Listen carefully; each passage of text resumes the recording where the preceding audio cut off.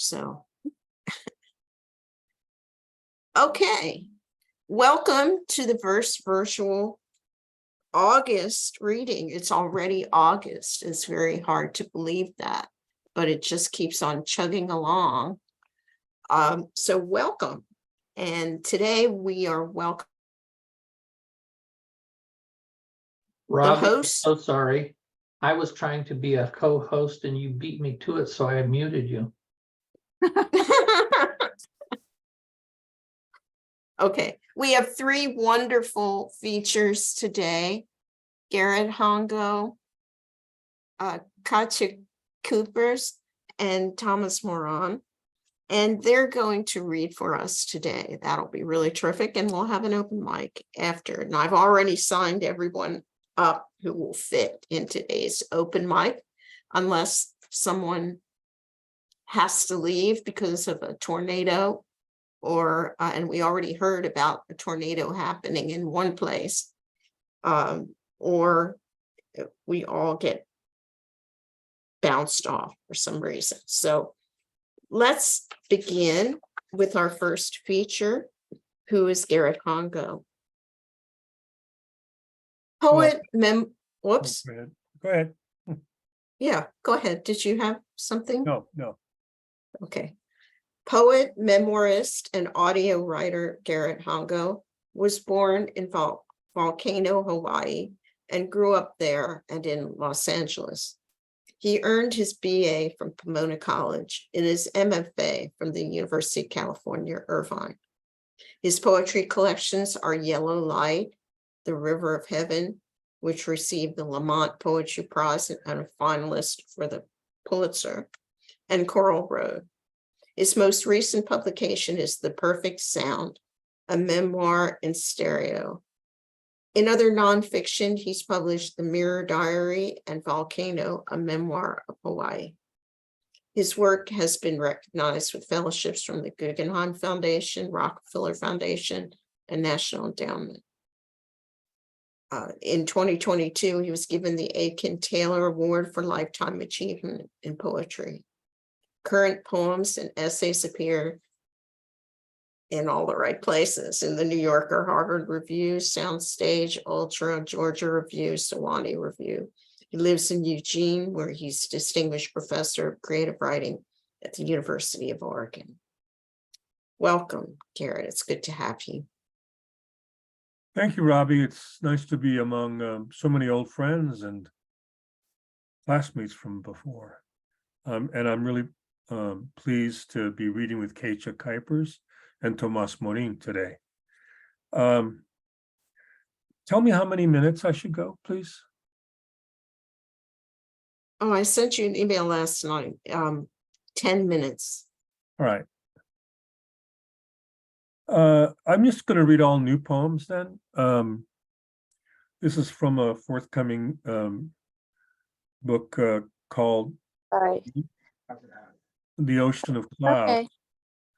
It's there's a Zoom that it's forthcoming from Alfred A. Knopf in 2025. So the first poem is from my first poetry teacher, Bert Myers, whose book was just published in the Unsung Masters series, called Reading Miguel Hernandez in Bert Myers' library. A room surrounded by wooden bookshelves, slim volumes of poetry with colorful spines, and arcana not only of knowledge, but of human acts on stages both everyday and unimaginable. Peasants planting corn in rows of dry earth, a prisoner being buried whose poems were scratched in blood on his own clothes, a fisherman who sings to his nets as he sets them out in patches on a shallow sea, a sybarite sauntering through a Parisian park, skirting the bronze Rodins, a mother grieving at the impassive gates of tyranny, her son disappeared by police. I learned reverence for the quiet actions of the mind, those who inscribe precise, passionate words onto the chambers of remembrance within languages, brogues and patois, creoles and chimeras of speech, rhythmic jungles traversed by the resolute beasts of peace. I read Miguel, Aimé, Sappho, Nazim, Anna, and Rocco. I ate of earth, drank of ice, saw with eyes tutored by weeping, my body swayed to the cycling music of eternities. I read to arrive as my teacher saw me, cleansed of cares, swollen heart, ready to mourn, tuned to the old music.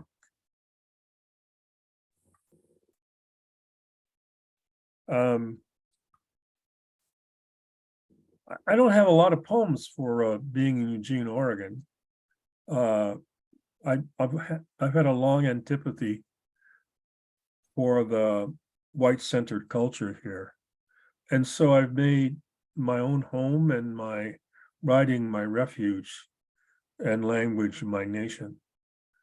Here's one I wrote that is actually in Eugene, but I imagine other places and other ethoi. It's called Orison, February, Eugene, Oregon, for Al Young. Months of heavy rain, and the back lawn is an emerald pond with islands of fig and apple trees and their dirt collars darkening under the pixelated gray of a computer screen sky. I've cinched my desires in a handful of thin books, wired the dwarf pines and maples in their pots on the deck, and instructed them in Soul Train and breakdance poses to beguile my children and signify what's past, which is various. Motown and Mino blaring together on the PA of my high school gym, emanations of soul and shamisen from the living room stereo back when I was a child. Sam Cooke's A Change Is Gonna Come, rising like a willow tree by a smooth flowing river, banded with a long slick of stars streaking across its back in a wall hanging of calligraphy and gaudy prints over the Silvertone console. I tell myself I've drifted too far now to go back. My karma, the boat of a dry leaf caught in the swirls of that river, taking me from ghetto to this immaculate garden without stain or confusion. Everything so calm and forgotten, the anguish I have, like the darting squirrel that emerges, a nervous and comic thing, unavailed of all the refulgence and splendor that surrounds him, and would inspire a lapse from instinct and pain, if not for the immutable worry that jags through his heart like a dance.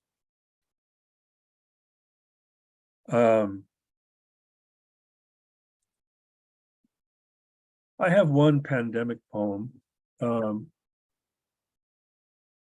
It's about my daughter, whom I love deeply. It's called Annalena Staring into the Sun, Kauai Tree Sanctuary, Hawaii.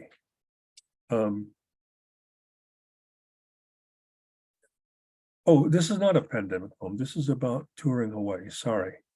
We started amidst woodside clumps of cactus, bearded with soft yellow pines, wind whipping at our backs as we climbed through grass and scrub and past a sentinel ie to pause within a waist-high grove of acacia trees, their branches bouncing, that briefly sheltered us so we could gaze back at the gentle descent of the deep green land, rolling below out towards the gray glint of the sea that shimmered beyond. Alex stopped and took a picture. Annalena, 12, her brown hair spearing out in a halo from her head, like you see in the paintings of saints from the Quattrocento, rays of light in an aura, her raincoat blue as the folds of robes in the Tondo of Michelangelo, the royal of landscape spread out like an arcane scroll with its green myths. She gazed at the yellow zigzag of sun as it broke through an archipelago of slate clouds and made a blast of script over the sentient slope of lavaland.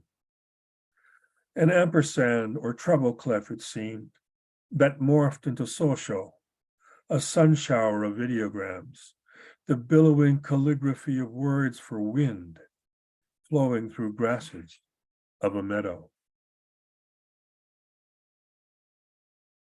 I'll just close with two recent poems, most recent poems. The last two I wrote for this manuscript. The first is called Litter for the Taking.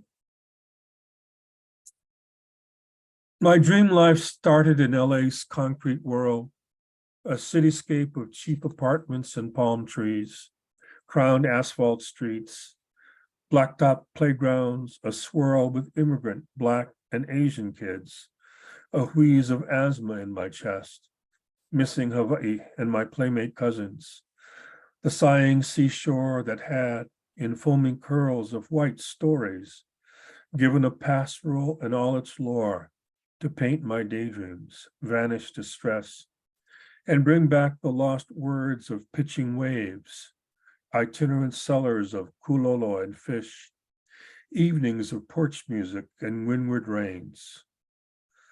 I had these the way Muir had his Sierras, a splendor alive in all my waking, a green mural of folded cliffs, plumeria blooms on patchy lawns, litter for the taking. Throughout childhood, I had my secret place, a splendor of mind amid urban squalor, palimpsests of imaginings to trace, while a car wreck screeched from the corner. I conjured yellow hollow flowers, tofu shops, fish hooks baited with pink shrimp in waters tumbled from mossy stones, slate bells of clouds, the rippled silk of trade winds in blue tatters, woven across the lagoon's upturned face. A shut-in latchkey kid after school, I made games of cardboard, string. A sheet of foil was a silver pond where white egrets raced. I've since taken survey of other lands, parades of volcanoes, museum halls. I lived for pleasures that came to hand the way sea-run fish school by a waterfall. I learned of purple wines and their terroir. I gathered postcards at a stop and go. I hiked along a narrow road one summer, chasing the ghosts of Sora and Basho. Another, my daughter ran on cobblestones down a winding Kafkaesque street in Prague. Alarmed, just 5, she'd found herself alone while I strolled ahead, my mind in a fog. It moved back, at work on a fantasy, something to do with Florentine lunettes, or a late spring snow at Kinkakuji, a lace chain of smoke from a cigarette. Imitations are what I sought, innocence I had as though a child's, a saint's chorus, unaging wonders taken from guidebooks that might beguile and blaze to magnificence. A copse of oaks, a lawn of fallen umber leaves, our refuge. My home is now my nation. Walls of Chinese art, rugs of Turkish weave. I'm content with quieter intimations. What do I do these days of idleness? Fugitive thoughts pitch up, the mind's coronas, an affair among redwoods in Inverness, a summer shower, ponds gold-lit in Laguna. From memory, phantoms and their auras. It's as though I took a road up mountain through fog for watercress near Waimea, wham on the radio, then steady rain. Well, I dreamt an image, an idea that gave a moment's comfort when it came. This last is the title poem of the manuscript, which had been in some debate between me and my editor. She preferred another title, and this one I had because of phrases in the manuscript but I had no poem of it. So out of my own orneriness, while I was in Paris in June, I came up with this. And she was gracious enough to like it and gave in. So here's the title poem of the next book, An Ocean of Clouds. I sing for clouds, constant rains, a fern chorus of things forgotten, ginger flowers of sadness my mother bore, enormous hollows of the family's past. My father, the dutiful son, came to run the store by the volcano, called by his father, promising a new life, its open door that swung shut after barely a year. They left, me still a newborn in their arms, wailing in complaint for the swift travel, headed to Kahuku, the new truck farms, old plantation, and its steel sugar castle. I grew to 6 there, a boy barefoot on dirt and gravel roads, green temple moss by the graveyard. There were shorebirds in suits of slanting rain, gray-brown surf, pebble-tossed, not fit for swimming, a tired sandspits drift that marked the margin of all our dreaming. And what was that? The green folds of cliffs chanted our imagined names, caught winds heaving an ocean of clouds that piled like sea wrack, muffling the mill's whistle. Windrows of rain gathered upon the mountain's emerald stacks, the black crown of the day's celebration. Hidden within the sighing sugarcane, here I first raised my voice in harmless praise. I lifted my eyes to the moon's white sphere and sang a song I hope would bless all my days. Thanks so much. That was beautiful. Thank you so much.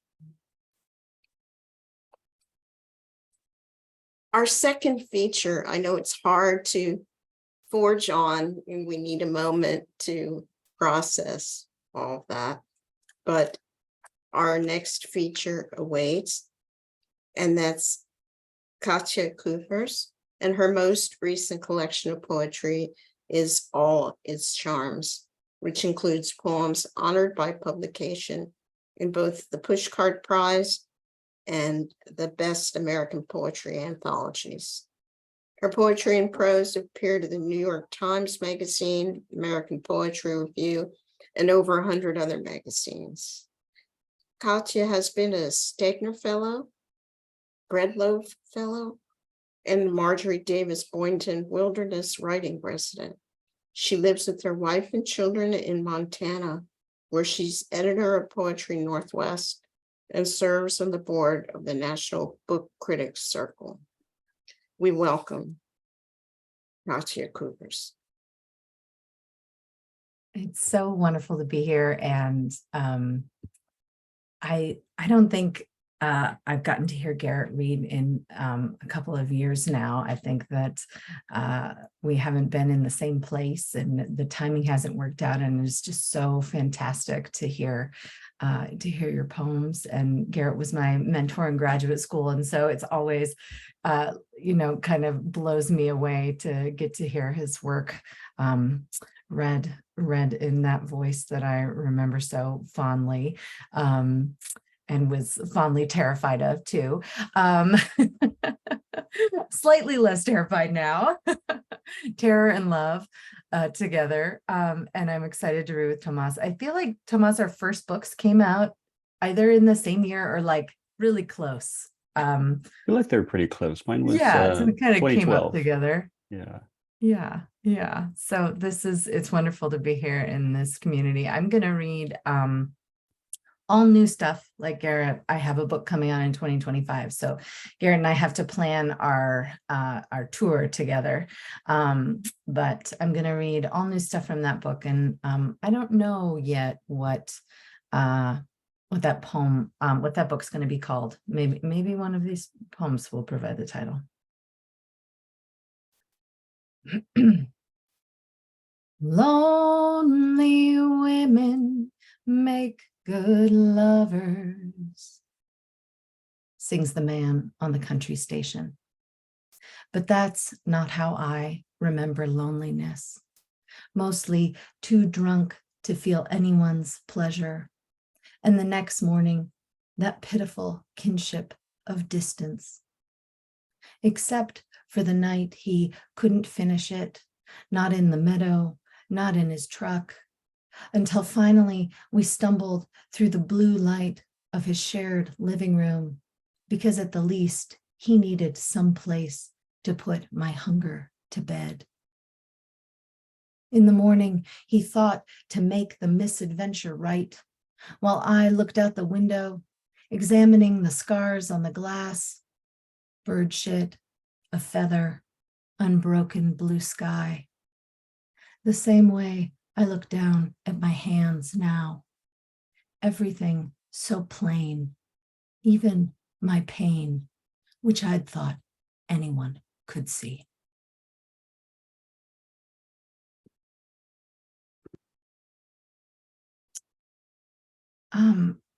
My poems these days, I think, there's always, as you're creating a new book, you're sort of thinking on, where has my work come from? Where's my work going? What are the things that connect these poems to previous work? What are the things that make this work different? I think in some ways my work has always been negotiating identity, and particularly gender, sexuality, but also class. And I'm realizing that so many of my poems these days are still negotiating those things, but they're negotiating them through the lens of humility and a recognition of all the things that we don't understand about ourselves and about others, and the enormous amount of reflection that it takes to even travel a little bit of that way toward understanding. This poem is called Spa Days. I drive through the yellow rib cage of maples, arching the road, past the butch woman I want to be, raking leaves in her front yard, hair slicked back at the sides. Yesterday, searching the internet for winter tights, I found crotchless ones, a model's diffident fingertips barely obscuring the hairless glow of her pussy, and remembered the years I spent lying on a table in a quiet room, piped sound of harps descending from the ceiling, while some other woman carefully made my body as smooth and unthreatening as a child's. I didn't hate those days, or the men I then took to bed, though I was always trying to fuck my way towards the woman I believed was hidden inside each one of them. I knew it would require a dive, a sinking past waves and midnight zones. How strange to discover then what I've become through that slow, fruitless searching. The water itself, every dark, glitterless bit of it, like the back of a rhinestone, flat, matte surface where you put the glue. And the music, all these years later, still ringing in my ears from that distance above me.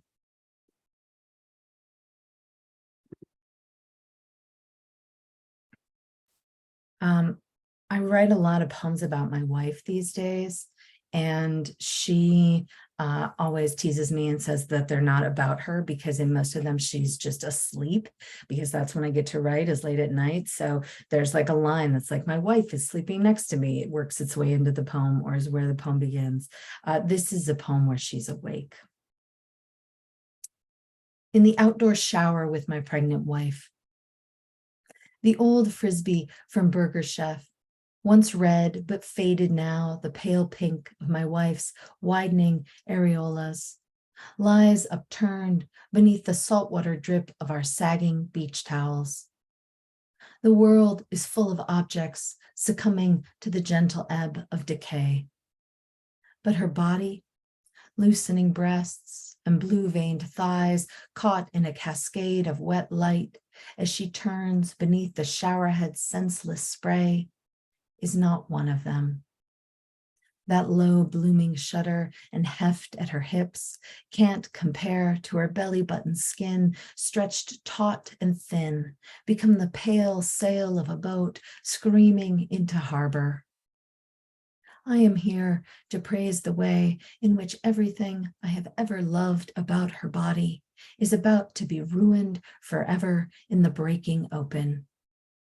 Tonight, the wind will come up, turn the towels on the line into fat bells, churn the waves into a froth, drag the sand out and leave it where our toes can't touch.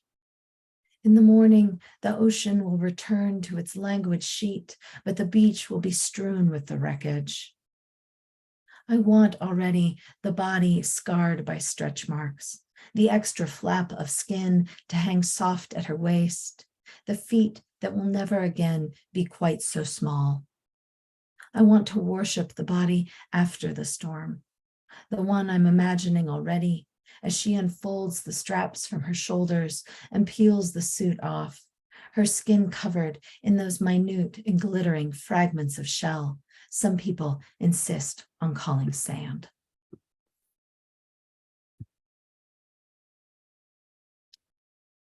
I'm just going to read 2 more poems.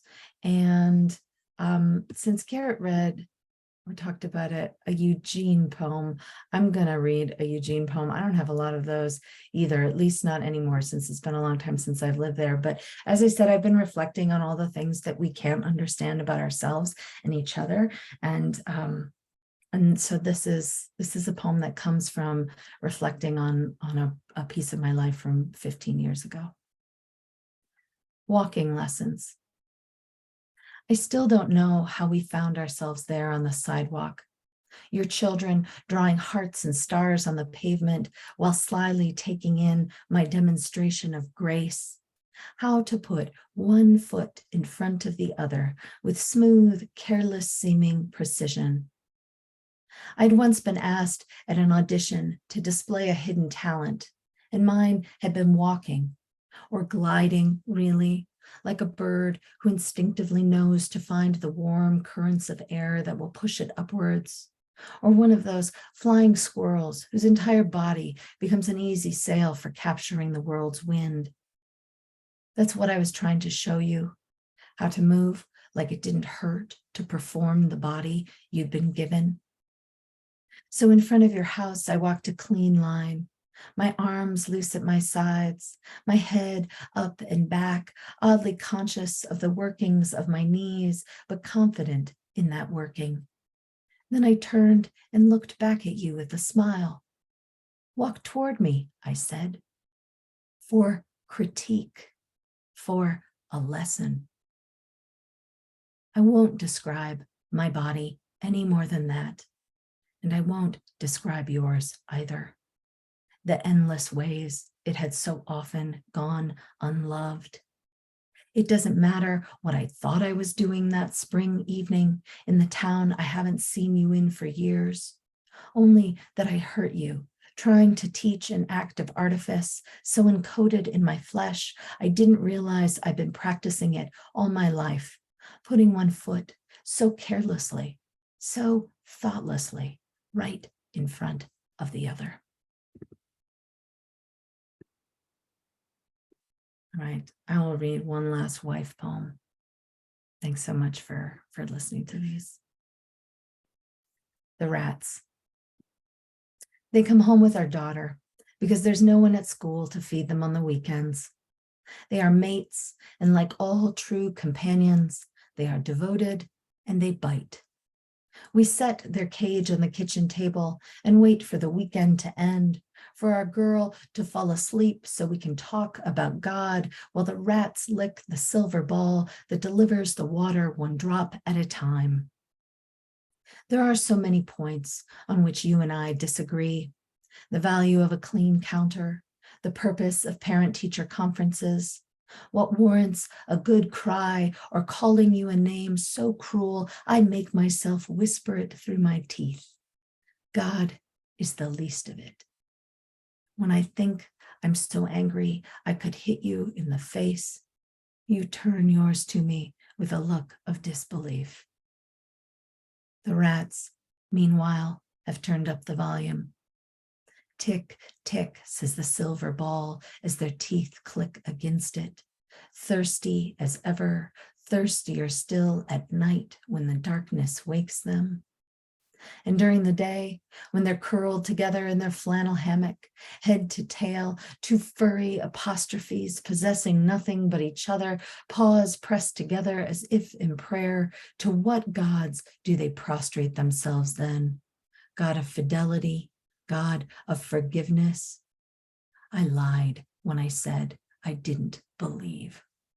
Who, even me, the coldest of heart, could turn away from a sea parted, bread that multiplies to answer need, water transformed to the sweetest wine, the kind that tastes better for each year it's been left in the barrel.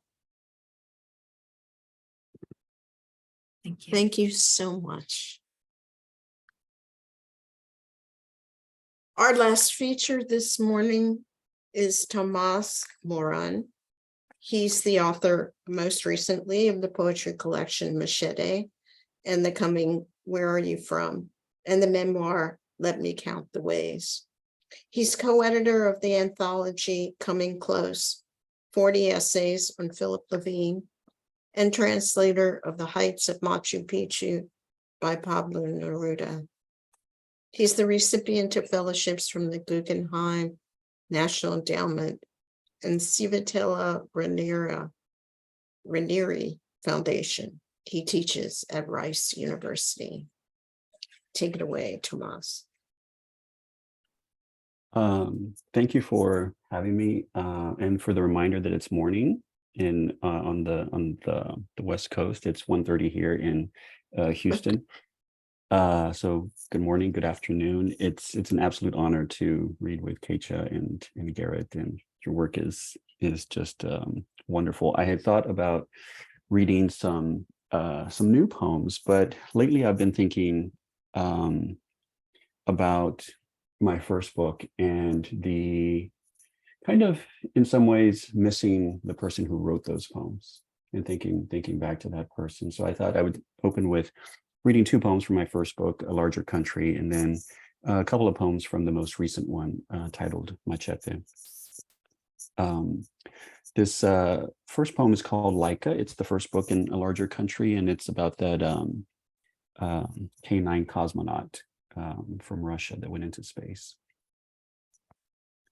Laika. In 57, Sputnik 2 carried her into space, where the first bark went unheard. Did she lick herself or nip at the whir of the fan in that cabin?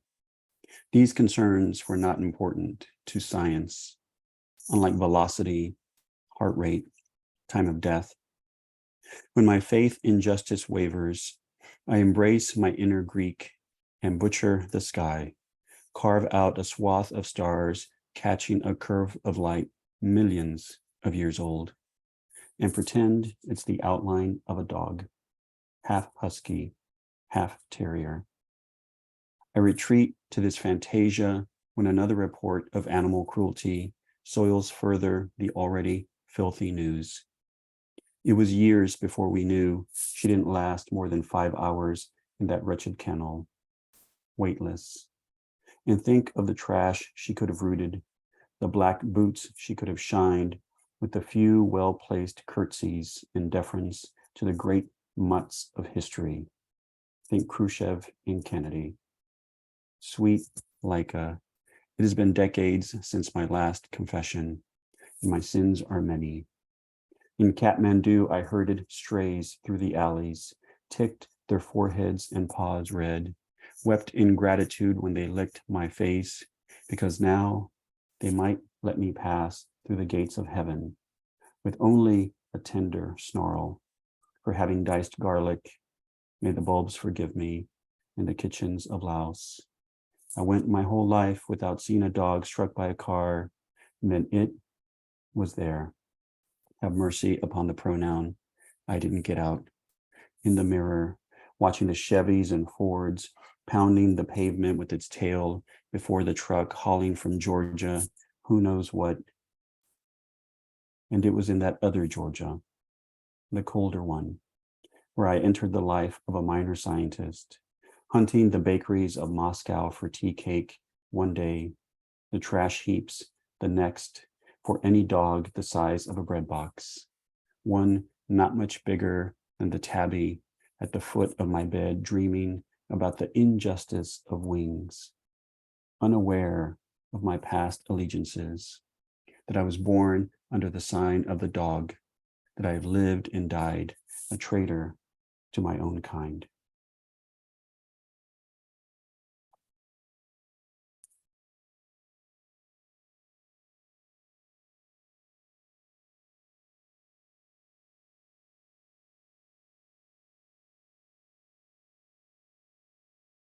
On the lamb. Tonight, I sit alone with the wall, staring at its poster of poached eggs with yellow tights, a piece of bacon for a hat, announcing the return to prominence of breakfast, when everyone secretly knows lunch is more deserving. This kind of absurdity is what keeps me awake at night, tiptoeing in my socks to relatch the windows, to test the locks on the door for the 100th time, while the couple upstairs sleeps in plein air, the wind off the harbor thwacking their curtains, a quilt laid over their bodies like a wing. She dreams of the fabulous men she has never met, the ones who will take direction around a body, who will not drag pleasure home by the hair, clubbing the red dahlias along the way, sparing all the others. In her heaven, she is chasing true love, not the man who's cradling her head in his arm, is now adjusting his hips, is now dreaming of an Appaloosa from Lascaux.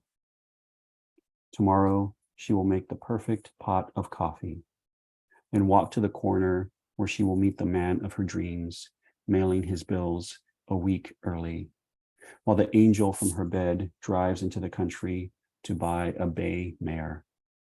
Such is life in utopia.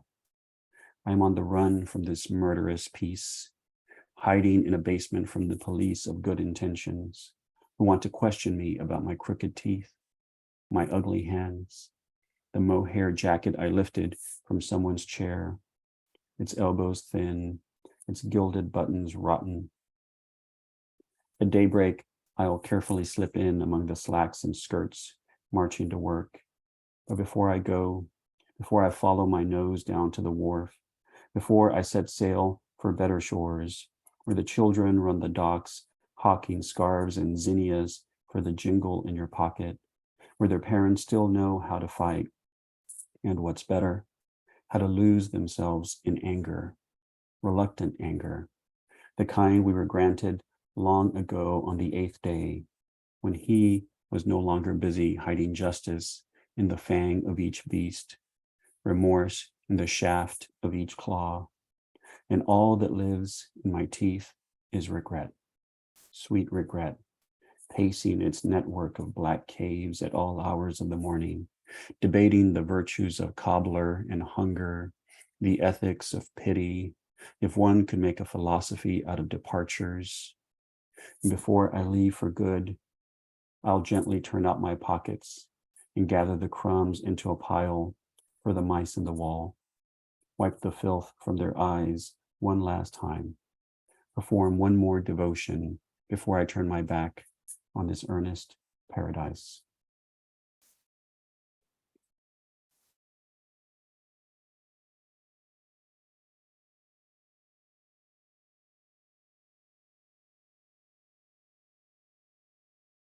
I'll read one more. Miles Davis stole my soul is not entirely accurate because John Coltrane was there and Bill Evans too. And I forget who else, because after they finished playing and fled the scene, I felt kind of, not blue exactly, but green, the kind the old masters used to paint trees groaning or the warm sheen on a rotten ham. My soul had begged me to listen to jazz after we argued about the stoic on the corner selling flowers, ranting about paradise and how the soul was a kind of vegetable, a cucumber, I think he said, which I wanted to believe, even if the cucumber is obviously a fruit. My soul knew this wasn't right, of course, it being the subject in question, so it sought to prove me wrong by inviting Miles in company, while I was making a salad, no less, 2 parts radish, 1 part joke, to dip their notes like ladles and empty my heart. By the time I'd chewed the last piece of lettuce, my soul was gone, and there was no one left with whom to argue about the seemingly arbitrary Best By dates on milk cartons, which are meant to convey a sense of security, however fragile, or about the defect in every body of water an impressionist painted, who, for all their love of nature, never set one ripple right. A fact I learned in the days that followed, searching for my soul in lakes and rivers, dishpans and aquariums, because God is nothing if not a comedian. And when I still couldn't find my soul, I found an intersection and lectured on charity and loss. I still remember the sweet faces in the passing cars when I began to pray for rain and dance the flamenco. I remember it was a Wednesday, because nothing significant ever happens on a Wednesday. When no clouds bloomed on the horizon as a symbol of divine forgiveness, I returned home, where I found the stoic with milk on his lips, skinning an orange, standing in the same place I had stood with my salad, this peddler of cucumbers, whom I was going to remind about the laws of property. Except he started singing. Yes, singing a song I hadn't heard before, but that I was sure was godly, because I recognized Galilee and Adam and shame, as well as the white rolling of his eyes, which told me he was now a servant of the music, making his throat open and close like a gate, releasing the warm floodwaters of his voice that filled and overran the hole I had still been calling my heart. If in that moment you had been flying in a plane high above the country of my body, you would have been surprised, as I am now, by the sight of barren plains broken by a system of clear lakes shaped like a patch of wild cucumbers, a once noble fruit that saved nations because it was hardy, versatile, and demanded so little. Thank you. Thank you so much. Those were 3 wonderful features, all of them crave worthy. And I know that everyone who's listening wants to get their hands on these books. So I've gone onto the internet and put your websites up so people can check out publication information, etc., and links and other poems. So thank you so much. And now we'll segue to the open mic. If we were live and in person, we would take a break, but we're not and aren't likely to be ever, since we're everywhere all over the world. But I feel lucky to be with all of you. And I thank you so much for coming and for reading your work. Our first person on the open mic is Ron Bremner. And again, it's 2 poems or 5 minutes, whatever comes first. Sure. Yeah, I've been very fortunate to have been named the featured poet for the Red Wheelbarrow's 15th anniversary edition. They included 18 of my poems, and I'm going to do 1 or 2 of them now. This is in Patterson at Blimpie's. In Patterson at Blimpie's sit Aristotle and Descartes at a plastic table in plastic chairs, watching through the blue plate glass for their bus to Fairlawn, while outside in the slush mess stands a huddle of shiverers waiting too. And, oh, shut up, says Aristotle. No, you shut up, says Descartes. They giggle frantically in appreciation of each other's wit. Meanwhile, at the back table sits Sigmund Freud, carefully tempering his coffee with cream, studying intensely the play being acted out before him, while Holden Caulfield sweeps the floor. And, oh, shut up, says Aristotle. No, you shut up, says Descartes. After many shut-ups, the Fairlawn bus arrives. Aristotle and Descartes guffaw frantically and fraternally as they charge through Limpy's door, while Sigmund, unsmiling still, sips his weak brew, and outside, the cream pours onto the bus, and inside, Holden sweeps Limpy's floor. That poem also appeared in Climate of Opinion, Sigmund Freud in Poetry. And one more very short one. It's called Moving Day. Smoke rings like rumors, and dreams like stale cigarettes, and a cracked ashtray left behind at the old apartment. Thank you, and I want to let you know that I'm the featured poet at Calling All Poets on September 1st, Friday, 7 p.m. Eastern, and there will be an open mic.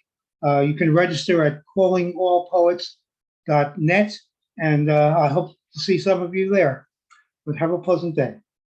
Thank you. You can put that in the chat if you'd like. Our next reader is Rosemary.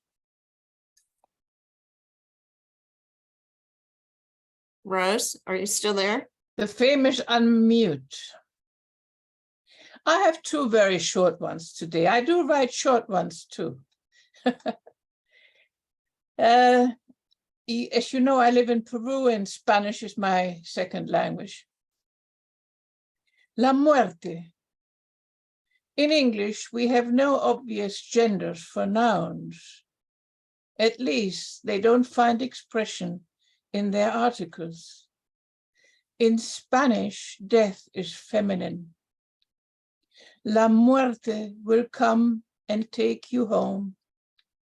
How soothing to think one day I'll be giving myself into a boundless woman's keep.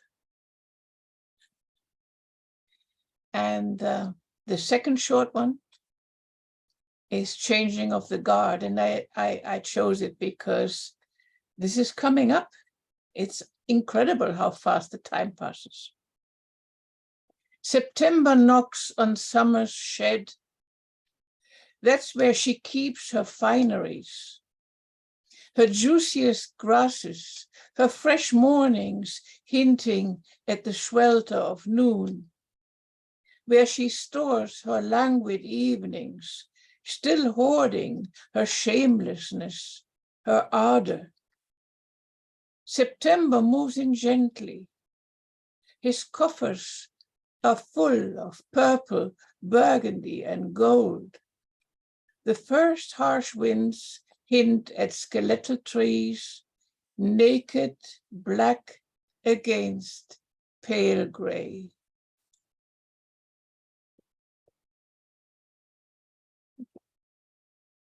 Thank you so much, Rose.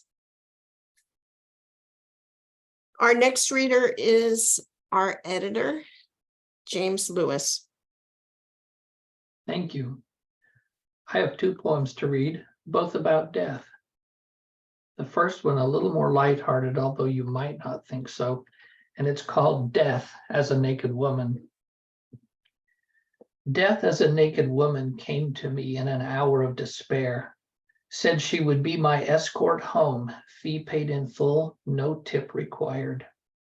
She pulled my hand to a breast the color of aged ivory, cold, silky, and smooth, not the pale languid white of vampires' faces or the bloodless dainty bosoms of medieval portraits. I was unmoved. She lifted my gaze to her eyes, not deep dark pools of poet lore, but lively sparkling emeralds, as though she had just blown in from Colombia, Zambia, or Brazil, fresh from taking her fill of broken-backed miners. I did not blink. She brushed her lips across mine, smiled to show the seductive contrast of pearls against rubies, spoke softly, sweetly in my terrified ears, "Come into death. Let me be your first and last desire." I forgot to breathe briefly. But I am old and thoughtful, no longer the fire-veined youth who would have leaped at the chance. No, I simply whispered back, "You've got the wrong number. I'm waiting for the ancient one, black cloak, sharpened scythe, no face to speak of. That's the only death I care to follow."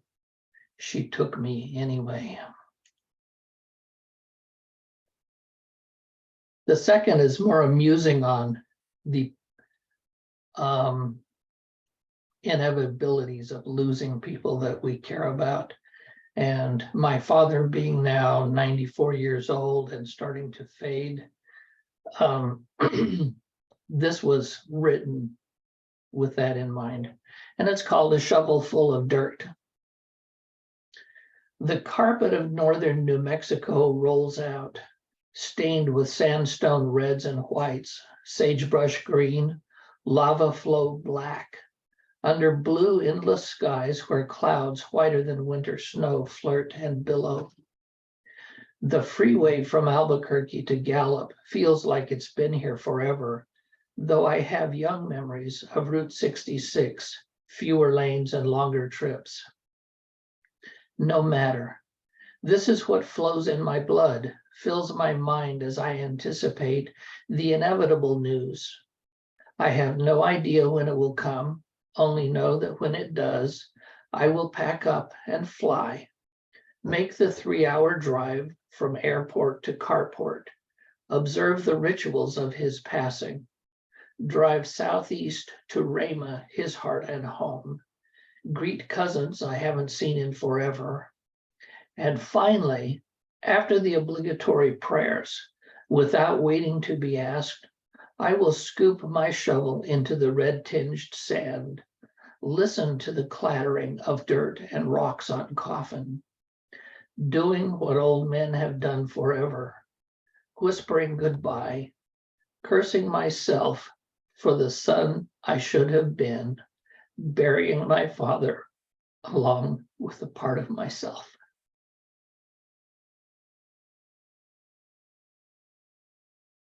Thank you, Jim. That was beautiful. Margaret, are you still there? Still here. Okay. Hopefully we'll be here. All right. Since we just had two about death, maybe I'll try one that's a little lighter. When I was a child, as a child of immigrants, we celebrated every holiday. Oops, there we go.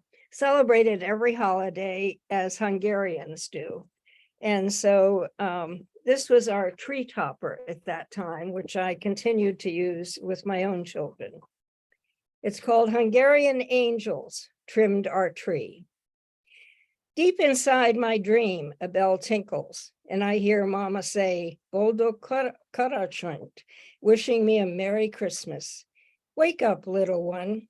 The angels trimmed our tree, and the baby Jesus brought you presents. I smell candles burning, coffee brewing, stuffed cabbage simmering. I grab my dog Gloria, and Mama carries me to the living room, where Papa waits with nut and poppy seed bigly to eat as Christmas carols stream from a Victrola. The nut rolls keep trouble away. the poppy seed bring prosperity.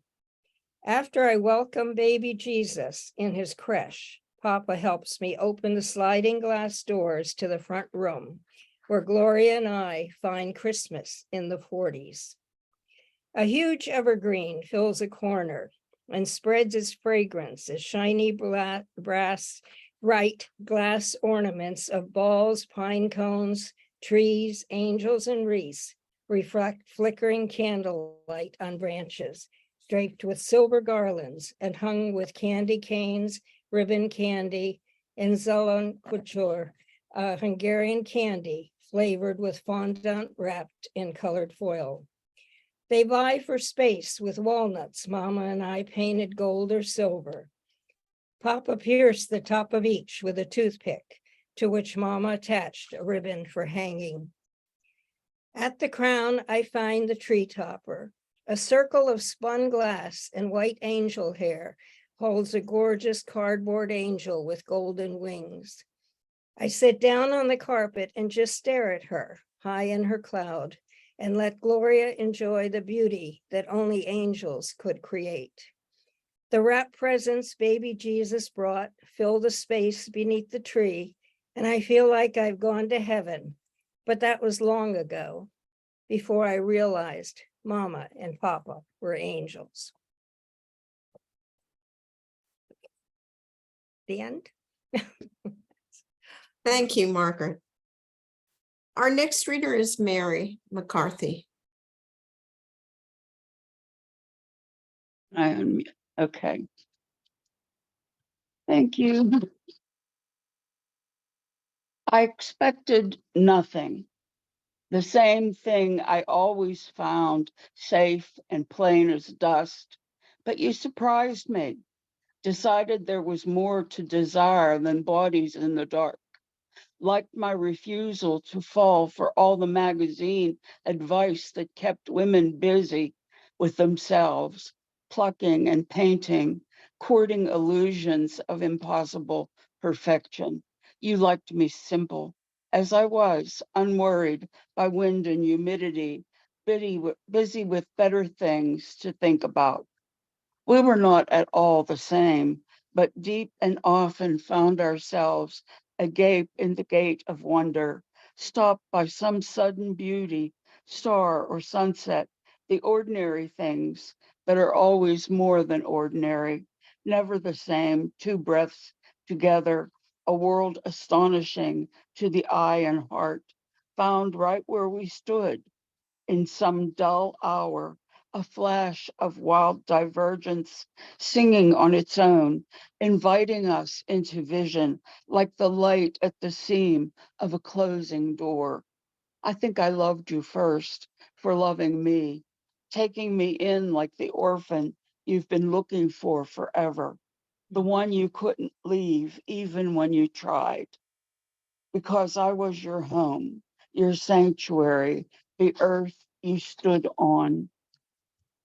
Even when I slipped to sand, sliding, losing myself, my strength, my steady heart, even my words, stumbling, drunken from my faithless tongue, you never moved, never wavered, never signed me off. Still there at the end of every story, every chapter, a rock, a bridge, a lodestone, my best and only home. And this is another one a little shorter. Mornings. My grief is a winter owl in a live oak tree, the Spanish moss weeping for me. My grief is perfectly camouflaged, the owl's patterned feathers against patterned bark. My grief is the silence of air passing beneath the owl's wings, soundless so that the mouse has no fear until the final pounce. My grief cocks up old bones and scraps of undigested fur, unable to absolve everything it takes. My grief sleeps all day to ride the night out, wide-eyed and alert, listening to small dreams stirring in the grass, thinking of second chances, the taste of moonlight and blood like wild strawberries in the snow. Thank you. Thanks, Mary. Mark? Hello. That might, okay. I'm starting with a translation. It's a translation of Les Gens, The Genies by Victor Hugo. And Hugo wrote this about a buoy off of Le Havre Harbor. It's an Anthropocene translation. Seawall, village, surge, exiled from death, gray sea whose breeze blows straight, on rising flat seas, noise-born, the breath of night brays, a burning soul ignites, the highest voice, a bell rejoices, a leaping gnome gallops, shouting in the cadence of a one-legged dunce, as flood waters recede. Rumors spread of an ecological clock in a cursed castle as riotous flooding noise spins and rolls. My God, voices from the sepulchre hidden from sight, cyclones circling endless twists in an infinite staircase. My lamp extinguished. I watch the shadow of a rising current climb to the ceiling. Demons swarm on whistling whirlwind. Their flight shatters the yew, cracking it like a blazing pine. The swarming wildfire, super condensed, flies through open space, livid cloud cloaks, lightning flashes. So near now, closing ranks in the room they haunt, hideous armies, echo vampires, and climate dragons, tear apart roof beams, sear cultivated verdant lawns. The rusty ancient door of civilization rumbles, hinges uproot, horrible swarms riding the north wind, burning sky. It falls on the city whose walls are breached. Houses groan and bend to the wind, rising from the scorched earth. Cyclone chases a dried leaf in the winding whirlwind's breath. Gaia, if your hand saves me, I will bow with my forehead to ground upon these faithful doors. Make their sparkling breath die with Anthropocene wings nailed to our darkened, stained glass sky. And this second poem is a draft I'm working on after seeing dolphins yesterday. Hundreds of dolphins stampede the vast liquid plain, a herd of wild sea stallions, raising foam splashes rather than dust. A male breaks the surface. Its blue-green body twists in the air. Its flippers, whipping like a propeller, stabilize its arching torso, frozen for a moment before it slaps the surface to deep dive. Sandstone gleams in the distance. Further inland, giant crystal buildings sparkle in the late afternoon. A mirage of human engineering beyond the dolphin's wild vision. Thank you. Thank you, Mark. Claudia?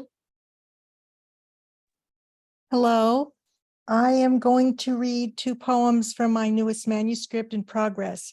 It's called Mother Lode, one word, L-O-A-D.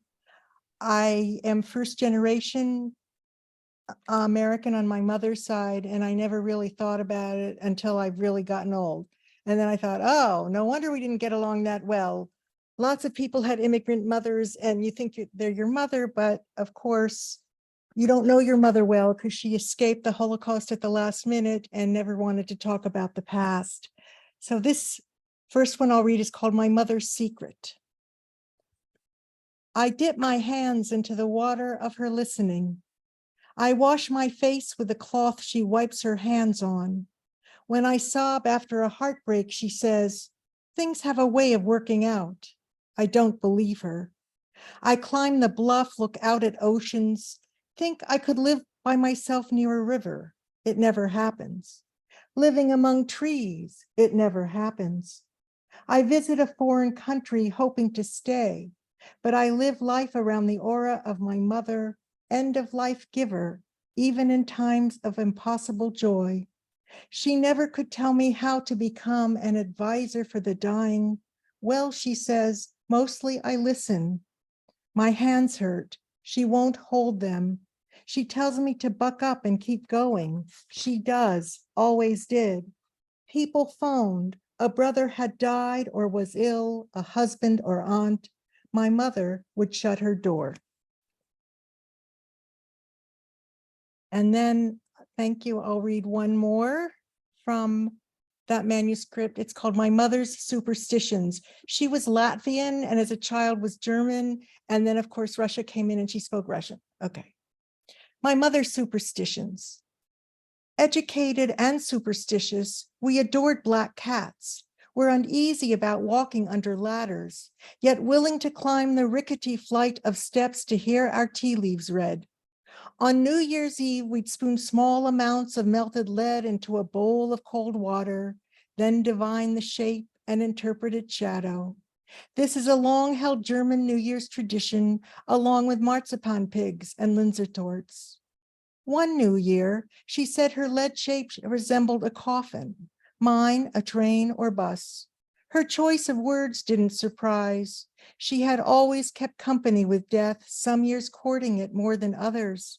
She is still fleeing Riga, packing jewelry into coat linings, tucking small valuables into brown paper bags. She wears death as an impeccable piece of clothing, familiar with it since a young age. Her stories like tiny gems sewn into our dress hems. Sorry about that. Sorry about the ending. I flipped a switch. Did you get the last line? I Okay. think so. Thank Thank you. you. Apologize. Thank you. Okay, so I'm the last person and I have a couple of poems for you. I always save myself for the last. That way, if people don't want to listen, they can cut out. One of my poems is about Zoom because I do a lot of thinking about poetry on Zoom and other things on Zoom since I have been hosting 2 poetry events every month. This one considers what would happen if Emily Dickinson were on Zoom. Emily Dickinson in the virtual world. If Emily Dickinson were living now, I think she'd find this age of Zoom amenable. Each gathering so like a window one could open at appointed times, close when one pleases, a place to share her work and meet her many fans. Would she be surprised at how they've multiplied, those acolytes, studying her every dash and rhyme, parsing every letter? Would it make her smile or shake her head to think what she had missed in being born at the wrong time? But then she'd see small-mindedness is no stranger to us now. We still need her to guide us by the grace of a small cell phone through her Amherst garden to hobnob with the bees. She could spread herself around like sunlight. I'm sure that she would take at least one lover. Dressed no more in white, her gowns would flourish in green or gold. She'd stroll down Main Street to buy a loaf, visit the library, wonder at the clouds, always changing, the same as ever. Thanks. And one last poem for you that was published by One Art yesterday. In the August of my 8th year, I started a business. I never cared much about money. It was more about the need to make connections. One year, that led me to create a Caterpillar sitting gig. All the other kids in the neighborhood had plans to go off on vacation with their families. Each one brought a shoebox full of caterpillars, striped or green, occasionally a fat black one with bristles and an iridescent purple belly, all clinging to half-eaten oak leaves. I laid them in the basement shelter I made out of old window screens. Some kids came back in a few days and claimed their caterpillars, handing over sweaty nickels or slick dimes. But most arrived too late, after the creatures had pupated in a corner of the screen, their chrysalises shiny green or soft and brown as spoiled bananas, white cocoons bound tightly to the wire, factories of change no one could explain. Some of them emerged as moths, escaping into the basement of our house, spawning on any surface they could find, to my mother's consternation, leaving me with nothing but the spent cocoons like shotgun shells on an abandoned target range, the flutter of dusty wings. Thank you so much, everyone, for reading and for being here and for listening. And you're always welcome back. We're here at various times in the month. We don't have a regular day, but we're always here. It's usually on a Saturday every month. And if you friend me on Facebook, you can get my invitations every month. So I look forward to seeing you again. Thank you so much to our features and to our open mic.